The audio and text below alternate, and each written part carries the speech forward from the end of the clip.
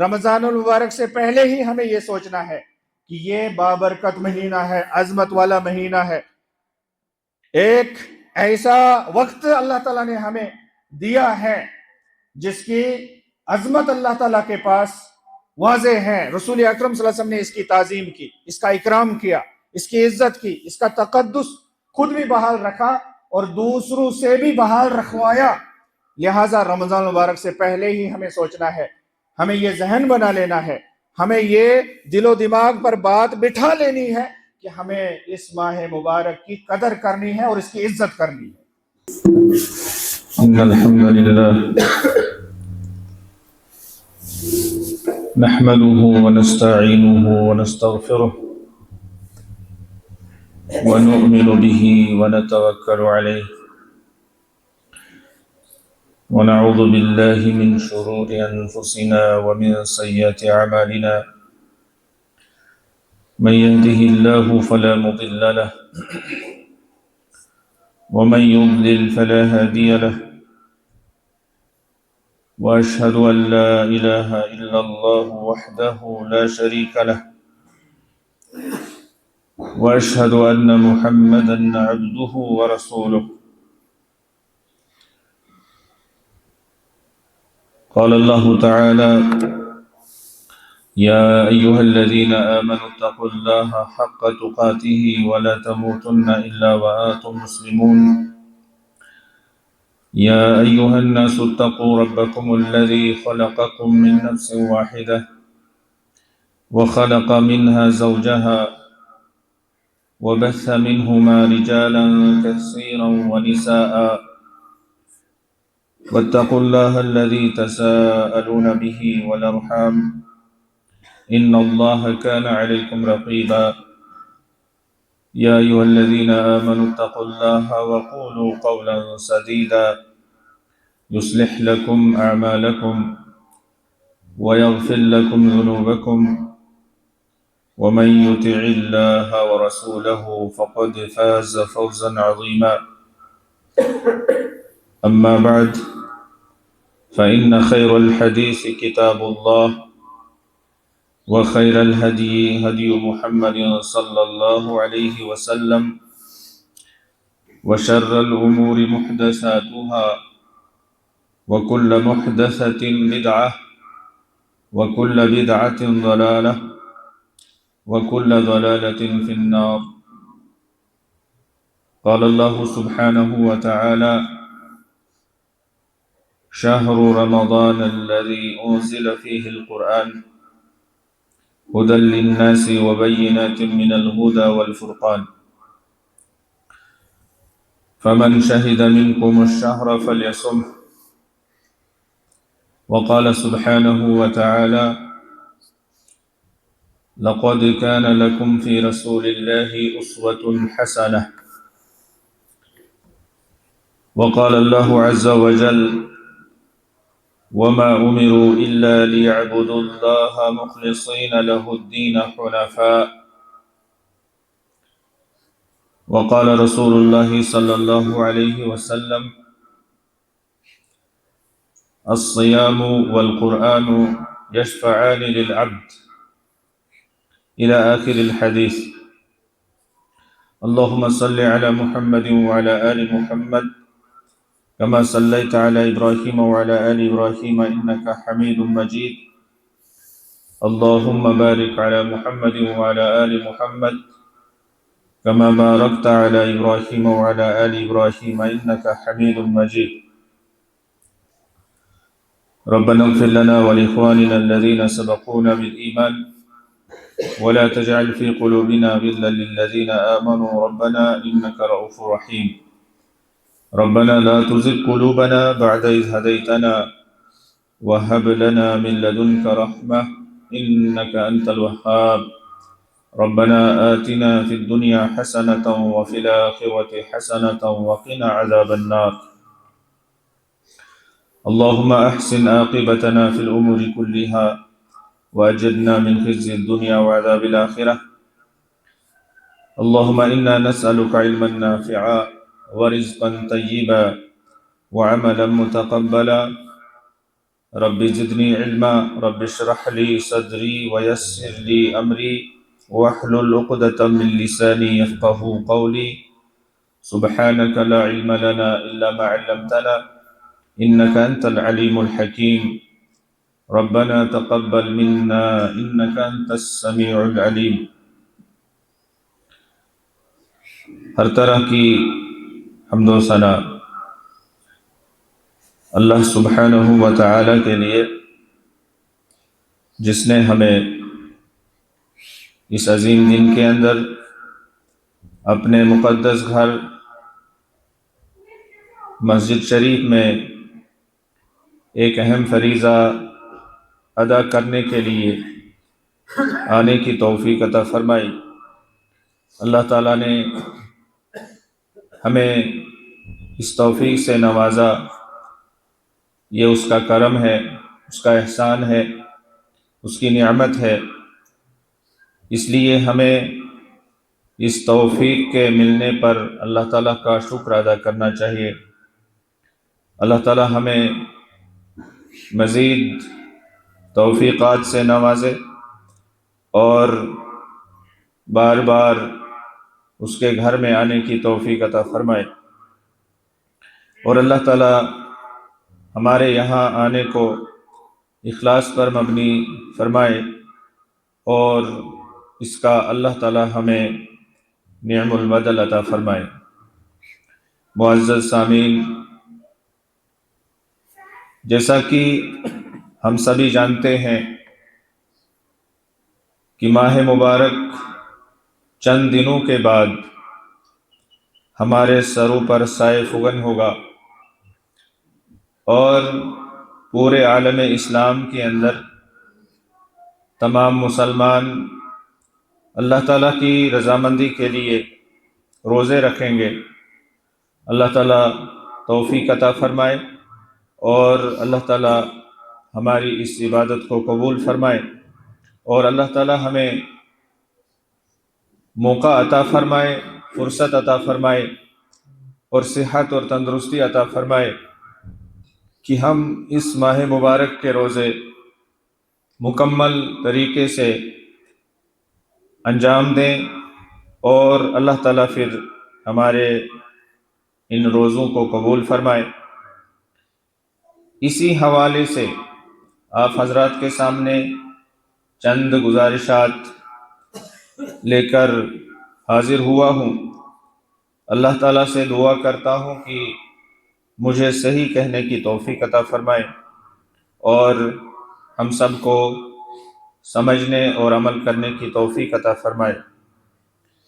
رمضان المبارک کی آمد ہے، اس حوالے سے ہمیں کیا کرنا چاہیے، ہمیں کیا طریقہ اختیار کرنا چاہیے کہ ہم رمضان المبارک کو اچھے سے گزاریں، اور رمضان المبارک کے اندر جو بھی عبادت ہم انجام دیں اللہ تعالیٰ اس کو قبول فرمائے. تو اس حوالے سے کچھ گزارشات کرنا ضروری ہے، کیونکہ اگلے جمعہ کو ہم انشاءاللہ تعالی روزے سے ہوں گے، اور وہ جمعہ رمضان المبارک کا جمعہ ہوگا. تو اس سے پہلے ہمیں کچھ باتیں سمجھ لینی ہے، کچھ تیاری کر لینی ہے، اور تیاری ہمیں اسی انداز سے کرنی ہے جس انداز سے قرآن و سنت تقاضا کرتا ہے. اور وہ تیاری جو کتاب اللہ میں نہیں ہے یا رسول اکرم صلی اللہ علیہ وسلم کی سیرت میں اور سنت میں اور طریقے میں نہیں ہے، اس تیاری سے ہمیں اجتناب کرنا ہے. وہ تیاری میں اس کی طرف اشارہ دے دوں گا کہ بعض لوگ رمضان المبارک سے پہلے 1-2 دن روزہ رکھتے ہیں، یعنی وہ رمضان المبارک کا استقبال کرتے ہیں، ویلکم کرتے ہیں، رمضان المبارک کے آگے جاتے ہیں 2 دن. تو اس سے رسول اکرم صلی اللہ علیہ وسلم نے منع فرمایا کہ کوئی بھی شخص رمضان المبارک سے پہلے 1 دن یا 2 دن روزہ نہ رکھے. ہاں، اگر کسی کی عادت ہے روزہ رکھنے کی اور رمضان المبارک سے 1 دن پہلے 2 دن پہلے جمعرات کا دن آ رہا ہے، سوموار کا دن آ رہا ہے، وہ روزہ رکھ سکتا ہے. لیکن خاص کرنا رمضان مبارک سے پہلے 28 اور 29 کا روزہ رکھ لے یا 29 اور 30 کا روزہ رکھ لے، اس سے منع کیا رسول اکرم صلی اللہ علیہ وسلم نے۔ یہ تیاری نہیں کرنی ہے یا اس طرح سے رمضان مبارک کا استقبال نہیں کرنا ہے۔ اور دوسری بات یاد رکھیے گا کہ رسول اکرم صلی اللہ علیہ وسلم نے شک کے دن کا روزہ رکھنے سے بھی منع کیا۔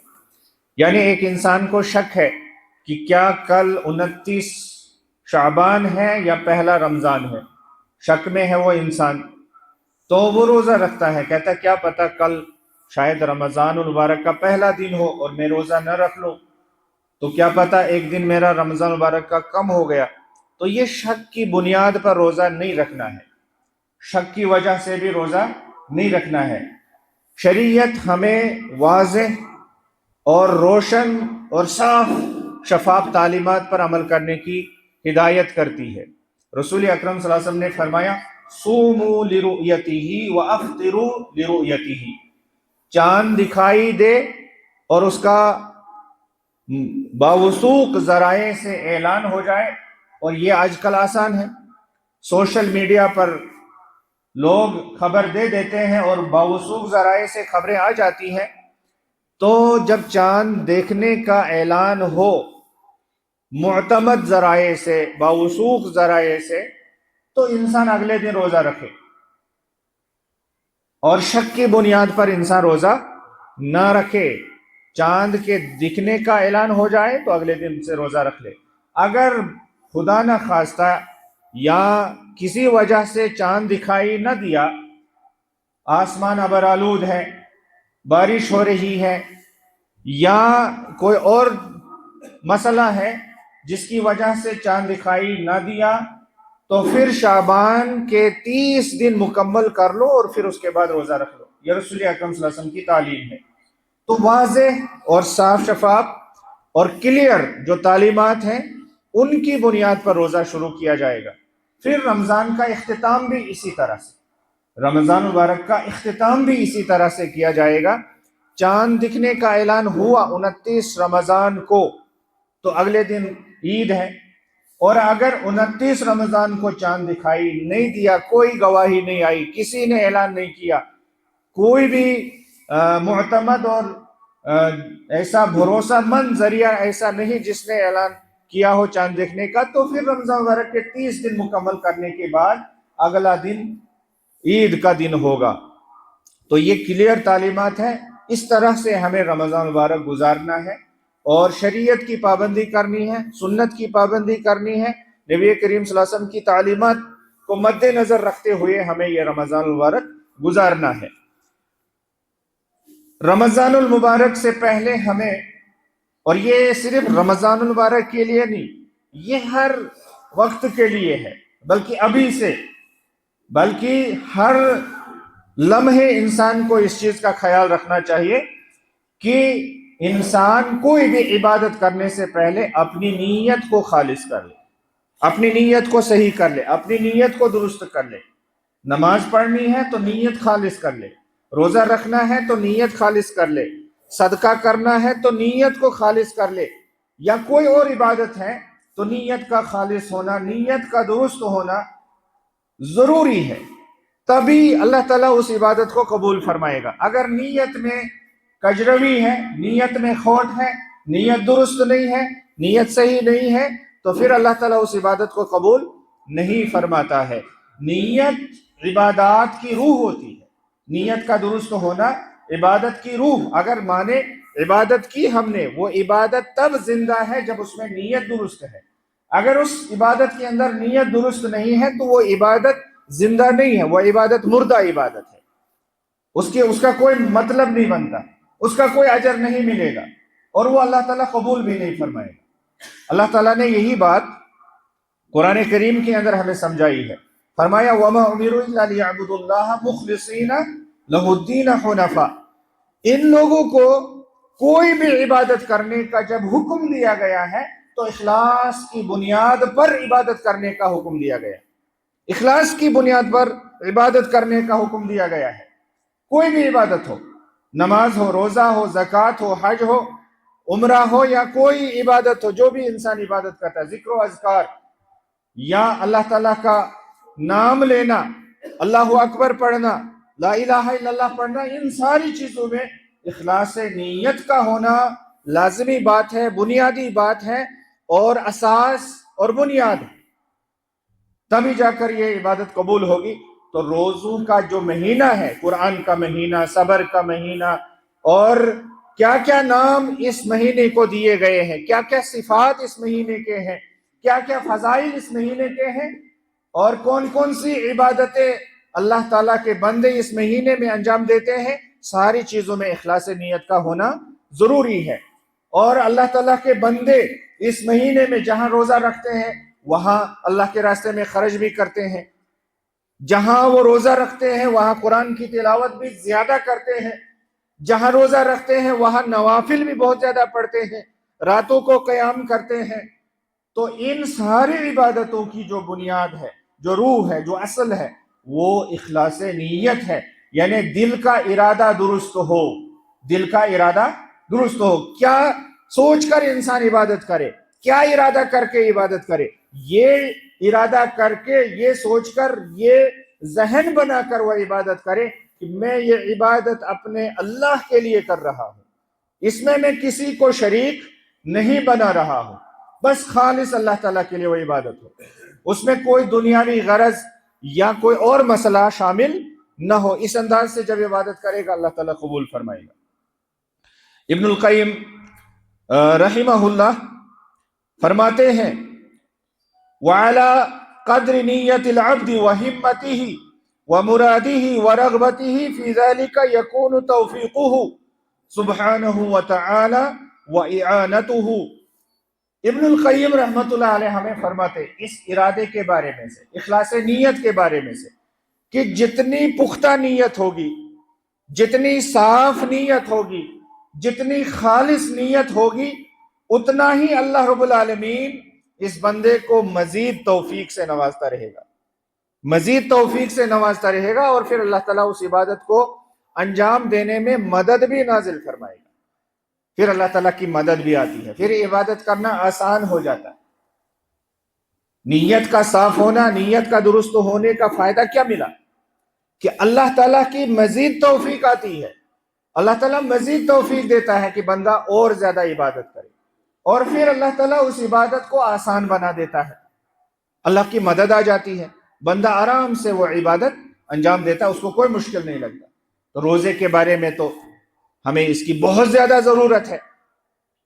तो बहरहाल ये पहली बात है, रोजा शुरू होने से पहले हम अपनी नीयतों को दुरुस्त कर लें, नमाज पढ़ने से पहले हम नीयत को दुरुस्त कर लें, सदका खैरात करने से पहले हम नीयत को दुरुस्त कर लें, कोई भी नेकी करने से पहले हम नीयत को दुरुस्त कर लें।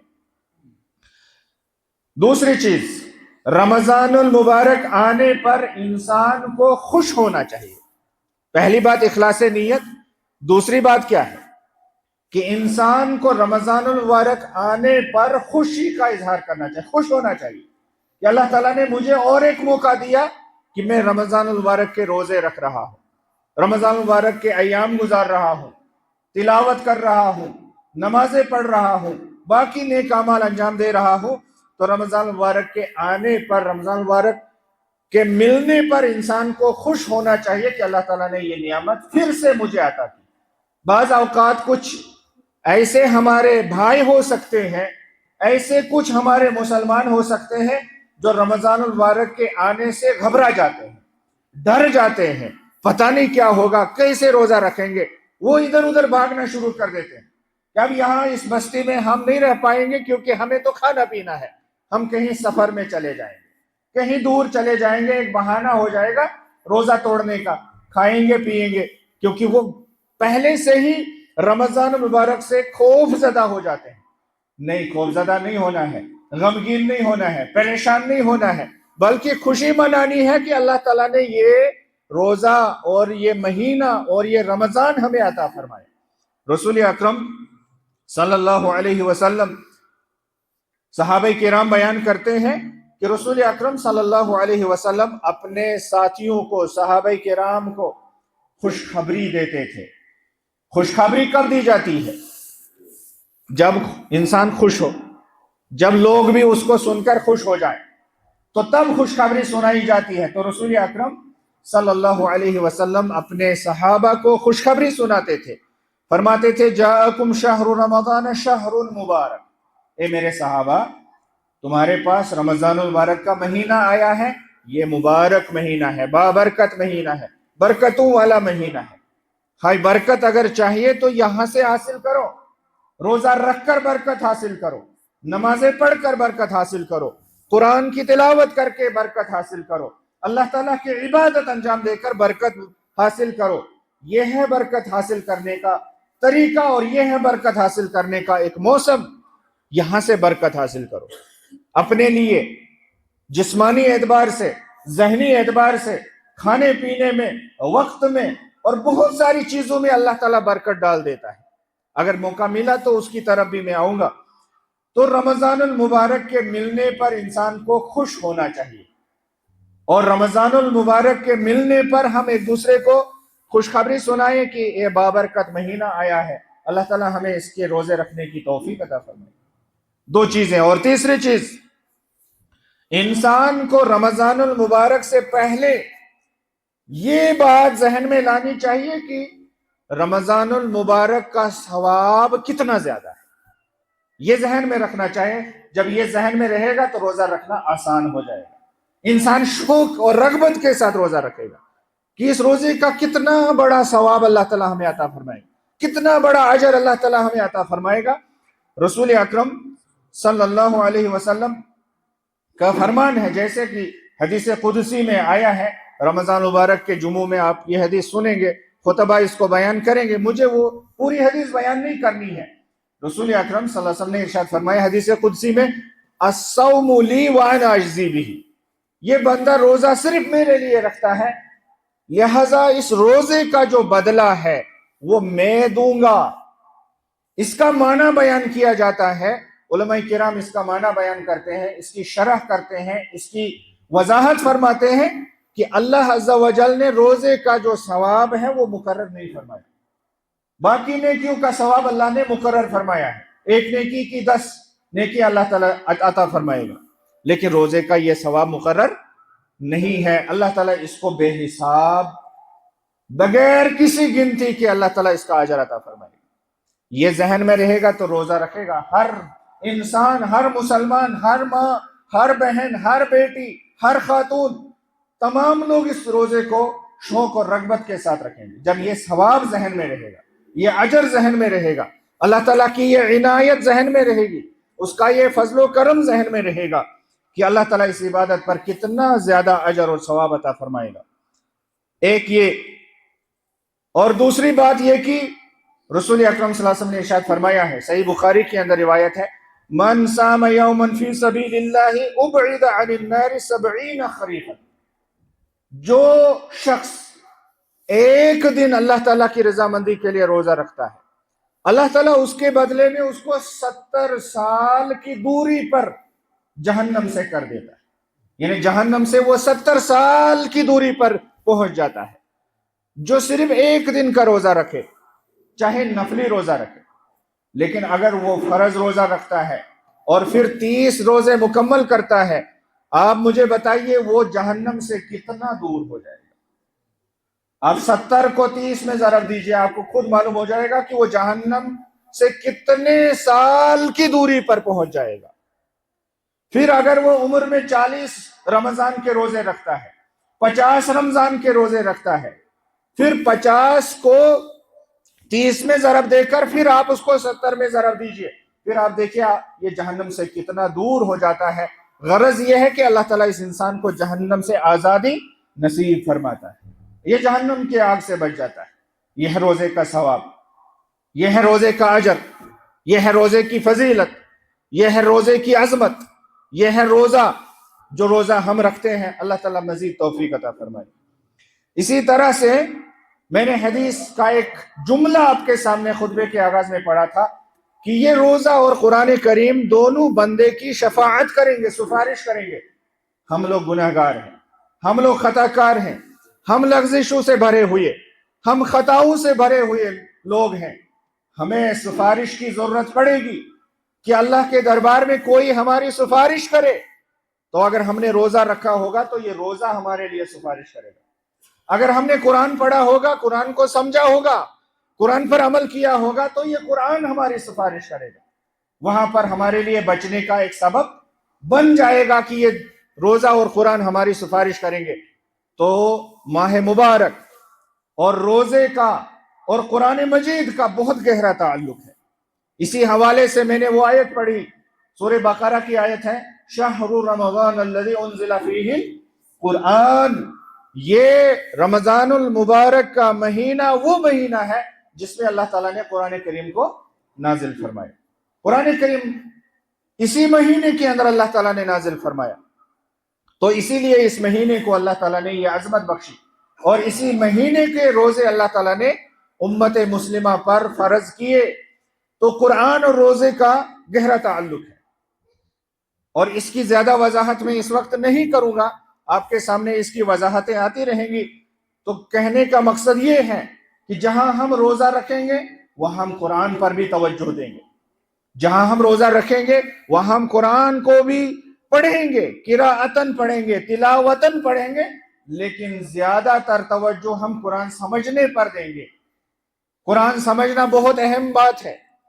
تلاوتن ہم پڑھتے ہیں الحمدللہ، جس سے جتنا ہو سکتا ہے وہ اتنا پڑھتا ہے، روزانہ تلاوت کرتا ہے، لیکن کیا ہم نے قرآن کریم کو سمجھنے کے لیے پڑھا ہے کہ ہم اس قرآن کو سمجھیں گے اس کے اندر کیا احکامات ہیں، کیا مسائل ہیں، کیا واقعات ہیں، کیا تعلیمات ہیں، کیا اسرار ہیں، کیا رموز ہیں، کیا اشارات ہیں، کیا اجمالات ہیں، کیا تفصیلات ہیں؟ کیا ہم نے کبھی اس طرف توجہ کی ہے؟ لہٰذا رمضان المبارک آنے سے پہلے ہی ٹائم ٹیبل مقرر کر لیں کہ ہمیں اس سال قرآن کریم کی اتنے پاروں کا ترجمہ پڑھنا ہے اور تفسیر پڑھنی ہے اور معانی کو سمجھنا ہے، اس قرآن کریم کی بلاغت اور فصاحت کو سمجھنا ہے، اس قرآن کریم کے اعجاز کو سمجھنا ہے۔ یہ معجزہ کیوں ہے؟ اس کے الفاظ میں بھی معجزہ ہے، اس کے جملوں میں بھی معجزہ ہے، اس کی آیات میں معجزہ ہے، اس کے واقعات میں معجزہ ہے، اس کی تعلیمات میں معجزہ ہے، اس کے احکامات میں معجزہ ہے۔ یہ سراپا معجزہ ہے۔ کیا ہم نے کبھی اس طرف توجہ کی کہ ہم اس قرآن کو پڑھیں گے اور اس کے معجزے کو سمجھنے کی کوشش کریں گے؟ جب ہم نہیں پڑھتے ہیں تو پھر بہت ساری پریشانیوں کے ہم شکار ہو جاتے ہیں، بہت سارے سوالات ذہن میں آتے ہیں جن کا ہم جواب ڈھونڈ نہیں پاتے ہیں، لیکن اگر ہم قرآن کو پڑھیں گے تو سارے سوالات کا جواب ہمیں یہاں مل جائے گا۔ لیکن وہ کب ممکن ہوگا؟ جب ہم اس قرآن کریم کو سمجھنے کے لیے پڑھیں گے، سمجھنے کے لیے پڑھیں گے، تبھی ہم اس قرآن پر عمل بھی کر سکیں گے، ورنہ ہمیں کیا پتا ہم کیا پڑھ رہے ہیں۔ ٹھیک ہے، تلاوت سے ثواب مل جائے گا، الفاظ پڑھنے سے ثواب تو مل جائے گا، لیکن وہ حقیقی ہدایت، وہ اصلی ہدایت جو قرآن سے ملنی تھی، جو برکت اصل میں قرآن سے ملنی تھی، وہ ہمیں حاصل نہیں ہوگی۔ تو بہرحال قرآن کو سمجھنے کے لیے پڑھنا اور اس کے احکام کو جاننے کے لیے پڑھنا، یہ بھی ہماری ذمہ داری بنتی ہے۔ رمضان المبارک پر کے مہینے میں ہم اس کا خاص اہتمام کریں گے۔ پڑھے لکھے لوگ ہیں، جوان پڑھے لکھے ہوئے، ہمارے بچے پڑھے لکھے ہیں، ہمارے بزرگ پڑھے لکھے ہیں، جو پڑھے لکھے لوگ ہیں ان پر تو لازم بنتا ہے کہ قرآن کریم کا ترجمہ پڑھیں، اس کی تفسیر جانیں، اس کے احکامات کو جانیں، اس کے معانی کو جانیں، اور دوسروں تک بھی ہم وہ باتیں پہنچانے کی کوشش کریں جو پڑھنا نہیں جانتے، جو کسی وجہ سے قرآن کو نہیں پڑھ سکتے ہیں یا اس کا ترجمہ جان نہیں سکتے ہیں۔ ہماری ذمہ داری بنتی ہے کہ ہم جب خود پڑھیں پھر ہم اس کی کچھ باتیں ہم دوسرے لوگوں تک بھی پہنچائیں۔ یہ قرآن صرف اپنے لیے نہیں ہے، یہ سارے لوگوں کے لیے ہے۔ اس کو ہمیں آپس میں ایک دوسرے کو بانٹنا ہے، اس کے احکامات کو، اس کی تعلیمات کو، اس کی ہدایات کو ہمیں سب میں شیئر کرنا ہے۔ دن میں ہم پتہ نہیں کیا کیا شیئر کرتے رہتے ہیں سوشل میڈیا پر۔ کیا اگر ہم قرآن کریم کی ایک ایک آیت کو لوگوں میں شیئر کریں اور ان کو سمجھانے کی کوشش کریں اور لوگ بھی اس کو پڑھیں تو یہ ہمارے لیے صدقہ جاریہ بنے گا۔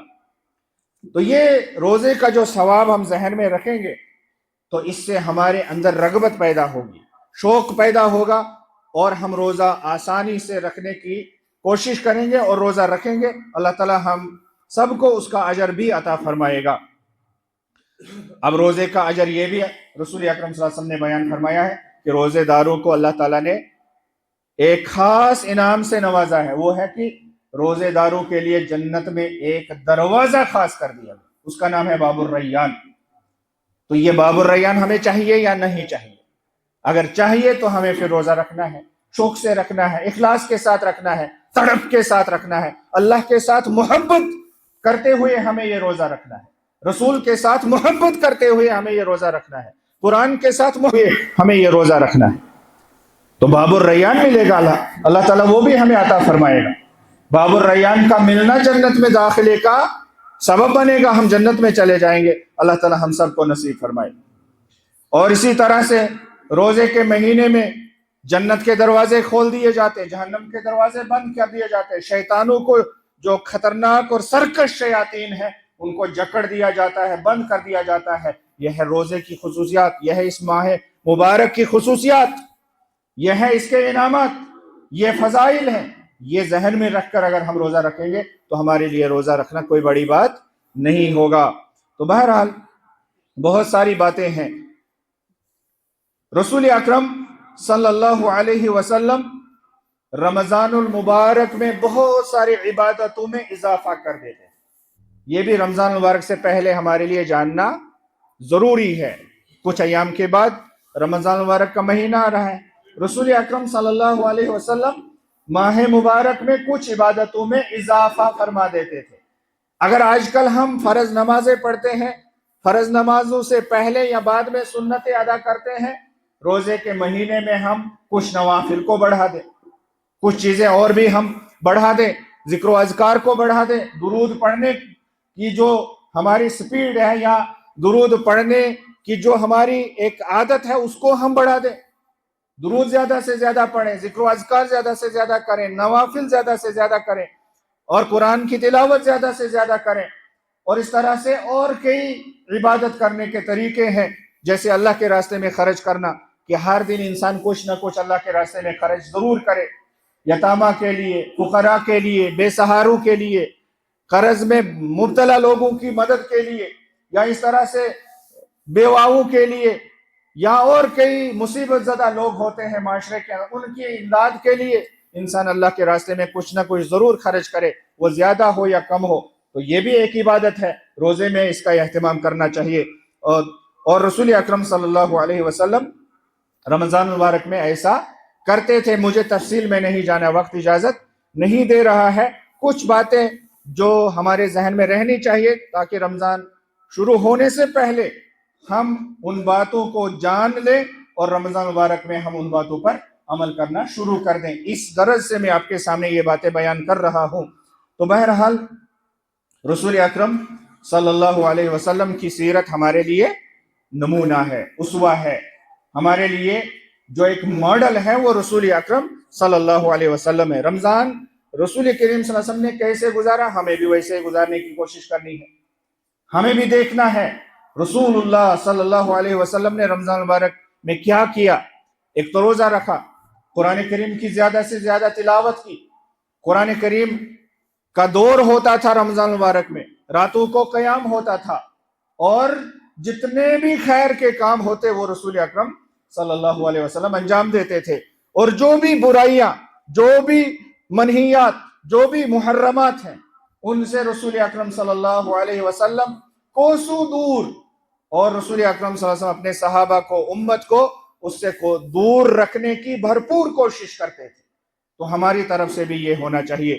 تو بہرحال جہاں میں بات یہاں پر بیان کر دوں کہ جہاں آج کل ہم موبائل پر بہت سارا وقت صرف کرتے ہیں، بہت سارا وقت صرف کرتے ہیں، خبردار خبردار رمضان المبارک کے مہینے میں ایسا نہ کریں۔ یہ کہیں ایسا نہ ہو کہ رمضان المبارک کا مہینہ ہمیں ملا اور ہم نے ضائع کر دیا، پورا وقت ہم نے برباد کر دیا، پوری فرصت ہم نے بیکار چیزوں میں صرف کر دی۔ ہمیں اس کا فائدہ اٹھانا ہے۔ یہ اللہ تعالیٰ نے ہمیں اگر ایک سال پھر رمضان مبارک عطا کیا ہے تو ہمیں اس کا فائدہ اٹھانا چاہیے۔ اگلے سال کا کس کو پتا ہے؟ ہمیں ابھی کے رمضان کا کچھ پتا نہیں، کیا تب تک ہم ہوں گے یا نہیں ہوں گے، پھر اگلے سال کی بات ہی نہیں ہے، پھر اس کے بعد والے سال کی بات ہی نہیں ہے۔ لہذا جو مل رہا ہے، جو کچھ اللہ دے رہا ہے، اس کی ہمیں قدر کرنی چاہیے۔ جو نعمت آ رہی ہے اس کو ہمیں دیکھ لینا چاہیے کہ اس کا ہمیں کیا کرنا ہے، کس میں خرچ کرنا ہے۔ لہذا وقت برباد نہ کیجیے گا، وقت ضائع نہ کیجیے۔ اس وقت ایک انسان کے پاس وقت ضائع کرنے کا یہ بہت بڑا ذریعہ ہے، بہت بڑا وسیلہ ہے۔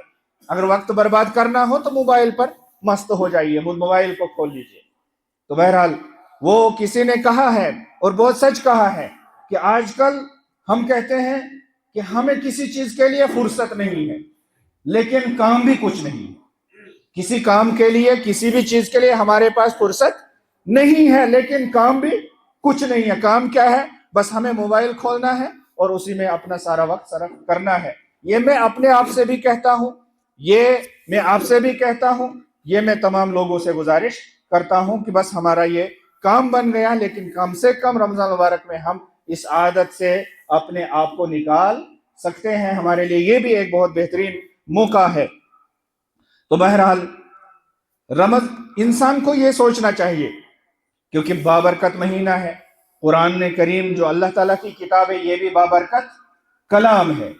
جب ہمارے لیے یہ کلیئر ہے اور ہمارے لیے یہ واضح ہے کہ یہاں برکت ہے، اور دوسری طرف یہ بات بھی واضح ہے کہ ہمیں برکت کی ضرورت ہے کہ نہیں ہے ضرورت۔ مجھے اپنے گھر میں برکت چاہیے، مجھے اولاد میں برکت چاہیے، مجھے رزق میں برکت چاہیے، مجھے بدن میں برکت چاہیے، مجھے ذہن میں برکت چاہیے، مجھے ہر چیز میں برکت چاہیے۔ تو پھر ہم برکت ڈھونڈنے کے لیے کہاں جائیں؟ یہ برکت مل کہاں رہی ہے؟ کس بازار میں مل رہی ہے؟ کس دکان پہ مل رہی ہے؟ نہ کوئی بازار ہے، نہ کوئی کھیت ہے، نہ کوئی باغ ہے، نہ کوئی درخت ہے، نہ کوئی گاؤں ہے، نہ کوئی شہر ہے، نہ کوئی ملک ہے۔ وہ اگر ہے تو وہ یہ ماہ مبارک کا مہینہ ہے، جہاں سے ہمیں برکت چاہیے، جہاں سے ہمیں برکت ملے گی۔ وہ قرآن کریم اللہ تعالیٰ کی کتاب ہے جہاں سے ہمیں برکت حاصل ہوگی۔ وہ برکت ہمارے ذہن پر اثر کرے گی، وہ ہمارے خیالات پر اثر کرے گی، وہ ہماری سوچ پر اثر کرے گی، وہ ہمارے بدن پر اثر کرے گی، وہ ہمارے خون پر اثر کرے گی۔ ہمارا ڈی این اے بدل جائے گا۔ اگر ہم قرآن کو پڑھیں گے اور روزہ اخلاص کے ساتھ رکھیں گے تو ہمارا سارا کچھ، اٹھنا بیٹھنا چلنا پھرنا، بابرکت ہو جائے گا، بابرکت ہو جائے گا۔ اس کا خیال رکھیے گا، اس چیز کا خیال رکھیے گا، اس چیز کا ذہن بنا لیجئے گا، یہ چیز سوچ لیجئے گا، یہ ذہن میں ڈال دیجئے گا۔ اسی لیے میں آپ حضرات کے سامنے یہ باتیں بیان کر رہا ہوں۔ تو یہ برکت ہمارے جسم میں قوت دے گی، ہمیں اللہ تعالیٰ ہمت عطا فرمائے گا، ہمارا ذہن بن جائے گا کہ ہم اللہ تعالیٰ کی عبادت کے لیے، اللہ تعالیٰ کے کام کے لیے، اللہ تعالیٰ کے احکامات پر عمل کرنے کے لیے ہمیشہ تیار رہیں گے۔ تو یہ ماہ مبارک سے پہلے کچھ گزارشات ہیں، میں آگے تفصیلات میں نہیں جاؤں گا۔ اللہ رب العالمین ہمیں توفیق عطا فرمائے۔ اور ایک بات یاد رکھیے گا، رمضان المبارک سے پہلے ہی ہمیں یہ سوچنا ہے کہ یہ بابرکت مہینہ ہے، عظمت والا مہینہ ہے۔ ایک ایسا وقت اللہ تعالیٰ نے ہمیں دیا ہے جس کی عظمت اللہ تعالیٰ کے پاس واضح ہے۔ رسول اکرم صلی اللہ علیہ وسلم نے اس کی تعظیم کی، اس کا اکرام کیا، اس کی عزت کی، اس کا تقدس خود بھی بحال رکھا اور دوسروں سے بھی بحال رکھوایا۔ لہٰذا رمضان مبارک سے پہلے ہی ہمیں سوچنا ہے، ہمیں یہ ذہن بنا لینا ہے، ہمیں یہ دل و دماغ پر بات بٹھا لینی ہے کہ ہمیں اس ماہ مبارک کی قدر کرنی ہے اور اس کی عزت کرنی ہے۔ قدر کیسے کریں گے، عزت کیسے کریں گے؟ وہ ایسے کہ ہم اس کا روزہ رکھیں گے، ماہ مبارک کا روزہ رکھیں گے۔ اگر کوئی انسان بیماری کی وجہ سے روزہ نہیں رکھ رہا ہے یا سفر کی وجہ سے روزہ نہیں رکھ رہا ہے تو برائے مہربانی وہ لوگوں کے سامنے نہ کھائے نہ پیے، چھپ کر کھائے، کہیں پردے میں جا کر کھائے۔ اگر وہ بیمار ہے، اگر اس کو دوائی کھانی ہے، اگر اس کو ڈاکٹروں نے کہا ہے کہ تو روزہ مت رکھ، تجھے دوائی کی ضرورت پڑے گی دن میں 2 بار 3 بار، تو وہ چھپ کر کھائیں، احترام کرے روزے کا، روزے داروں کا احترام کرے۔ ہم مسلمان معاشروں میں رہتے ہیں، ہمیں یہ باتیں یاد رکھنی چاہیے، اور ابھی تک ان باتوں پر عمل ہو رہا ہے الحمدللہ۔ لیکن لگتا ایسا ہے کہ اگر ہم یہ باتیں لوگوں کو نہ بتائیں، نہ سمجھائیں، اور اگر ہم اس معاملے میں تھوڑی سی ڈھیل دیں گے تو پھر ماہ مبارک میں روزے داروں کے سامنے بھی لوگ کھائیں گے، پیئیں گے یا کوئی اور چیز کرنا شروع کر دیں گے۔ نشہ کرنا شروع کر دیں گے. تو یہ باتیں ذہن میں رکھیے گا کہ روزے کی بھی قدر کرنی ہے، اس کا احترام کرنا ہے. روزے داروں کی بھی قدر کرنی ہے، اس کا احترام کرنا ہے. اگر ہماری کوئی ماں بہن، ہماری کوئی بیٹی روزہ نہیں رکھ رہی ہے ماہ مبارک میں کسی بھی وجہ سے، تو وہ بھی اس بات کی پابند ہے کہ اگر اس کو کھانا پینا ہے تو وہ چھپ کر کھائے، پردے میں کھائے. اگر اس کو بچے کو دودھ پلانا ہے، ڈاکٹر نے کہا ہے کہ بچے کو دودھ پلانے کی وجہ سے تو کمزور ہو سکتی ہے، تیرے جسم پر اثر پڑ سکتا ہے، تو وہ روزے جتنے چھوٹیں گے اتنے رکھ لے گی، بعد میں قضا کر لے گی. اور دوسری بات کی وہ روزے کی حالت میں لوگوں کے سامنے نہیں کھائے گی، گھر والے جتنے روزے سے ہوں گے ان کے سامنے نہیں کھائے گی، وہ چھپ کر کھائے گا. احترام ہے، اللہ تعالیٰ کے شعائر کا احترام کرنا یہ بہت لازمی بات ہے. وَمَن يُعَظِّمْ شَعَائِرَ اللَّهِ فَإِنَّهَا مِن تَقْوَى الْقُلُوبِ، جو اللہ تعالیٰ کے شعائر کی تعظیم کرتا ہے یہی تو دلوں کا تقویٰ ہے، یہی دلوں کے تقوی کا تقاضا ہے. ہم اگر اپنے آپ کو متقی سمجھتے ہیں، اپنے آپ کو پرہیزگار سمجھتے ہیں، تو اللہ تعالیٰ کے جو شعائر ہیں، اللہ تعالیٰ کی جو نشانیاں ہیں، اللہ تعالیٰ کے جو احکامات ہیں، ان کا ہمیں احترام کرنا ہے، اس کا تقدس بحال رکھنا ہے. تو بہرحال یہ گزارش، اور آخر میں یہ گزارش کہ رمضان المبارک کا مہینہ صبر کا مہینہ ہے، یہاں سے ہمیں صبر سیکھنا چاہیے. یہ رمضان المبارک کا مہینہ ہمارے لیے جسمانی اعتبار سے بھی ہمارے لیے بہت ساری بیماریوں کا علاج، چاہے وہ ظاہری بیماریاں ہیں، داخلی بیماریاں ہیں، اخلاقی بیماریاں ہیں، یا نفسیاتی بیماریاں ہیں. نفسیاتی بیماری کیا ہوتی ہے؟ نفسیاتی بیماری ہوتی ہے کہ انسان صبر نہیں کر پاتا ہے بہت ساری چیزوں پر، چھوٹی چھوٹی سی بات پر وہ انسان کنٹرول کھو دیتا ہے. رمضان المبارک ہمارے لیے ایک بہترین درسگاہ ہے صبر سیکھنے کے لیے، کہ ہمیں ہر معاملے میں صبر کی ضرورت ہے. عبادت کرنی ہے، صبر کی ضرورت ہے. گناہ سے بچنا ہے، صبر کی ضرورت ہے. روزہ رکھنا ہے تو صبر کی ضرورت ہے. نماز پڑھنی ہے تو صبر کی ضرورت ہے. سردی میں وضو کرنا ہے تو صبر کی ضرورت ہے. تو بہت سارے مواقع پر ہمیں بہت زیادہ صبر کی ضرورت ہے. تو رمضان مبارک ہمارے لیے یہ صبر کا درس لے کر آیا ہے، یہ صبر کا پیغام لے کر آیا ہے، یہ پوری امت کے لیے صبر کا پیغام لے کر آیا ہے، پورے لوگوں کے لیے صبر کا پیغام لے کر آیا ہے. یہ صبر ہم نے سیکھنا چاہیے، یہ صبر یہ پیغام ہمیں سمجھنا ہے اور اس پر ہمیں عمل پیرا ہونا ہے. اللہ تعالیٰ سے دعا کرتا ہوں پروردگار جو کچھ بھی ہم نے کہا اور جو کچھ بھی ہم نے سنا، پروردگار ہمیں اس کو سمجھنے کی توفیق عطا فرما اور اس پر عمل پیرا ہونے کی توفیق عطا فرما. پروردگار ہماری مشکلات کو آسان فرما، پروردگار ہماری پریشانیوں کو